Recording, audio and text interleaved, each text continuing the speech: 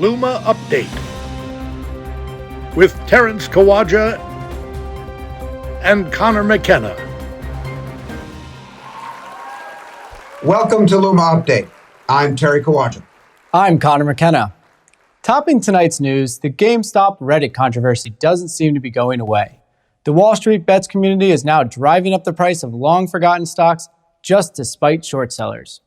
Recent targets include such lost cause names as Goldman Sachs, Morgan Stanley, and JP Morgan. But you just named LUMA Partners competitors. Come on, man, it's a movement.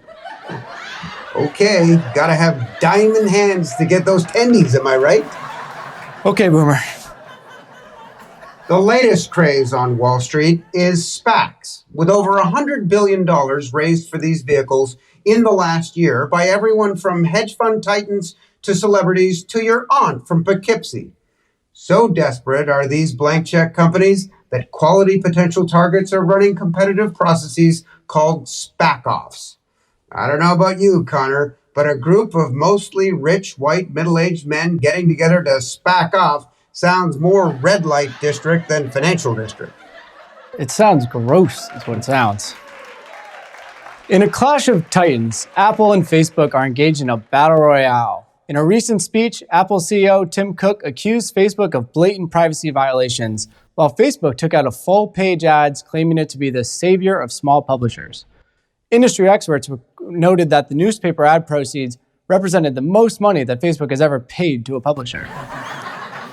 And in recent months, hordes of media and ad tech execs have been seen fleeing to Florida in the hopes of avoiding the ad tech tax. Make that the income tax. No one can avoid the ad tech tax. This is true. Google is also in a battle, but with federal and state regulators. The DOJ in Texas have sued the search giant over antitrust concerns, citing hegemony over the, get this, LUMAscape. Google CEO Sundar Pichai testified emphatically that the government's claims of monopoly control were overstated. Of course, he was later criticized over his fashion choices, having shown up to Congress with a top hat, monocle, and handlebar mustache. And that's not the end of the big tech strife. Both Google and Facebook are battling News Corp and the Australian government over monetization for news links on the search and social sites. The tech giants cut off news links altogether, pending a reversal of the new law.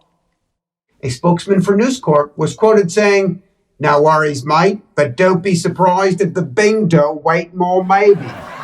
Was that your Seinfeld pun? We're trying. Oh man, that was bad. We're trying. And in late-breaking developments, the Canadian government has also announced plans for similar legislation. But rather than enforcing the laws in Australia, Canada is politely asking for publisher payments. In response, Google reformatted their search bar site, replacing the I Feel Lucky tab with Sorry, Canada. And finally, in further Wall Street news, even more big ad tech deals are taking place. Recently, a slew of M&A transactions and IPOs have been completed at record valuations. And this just a few short years since the ad tech was out of favor. Terry, when the chips were down, I recall you describing ad tech companies with Steven Seagal movie titles. Under siege, but hard to kill. Do you still hold by that premise? I sure do, Connor. It's just that now the titles are Maximum Conviction and Out of Reach. This has been LUMA Update. For Connor McKenna, I'm Terry Kawaja.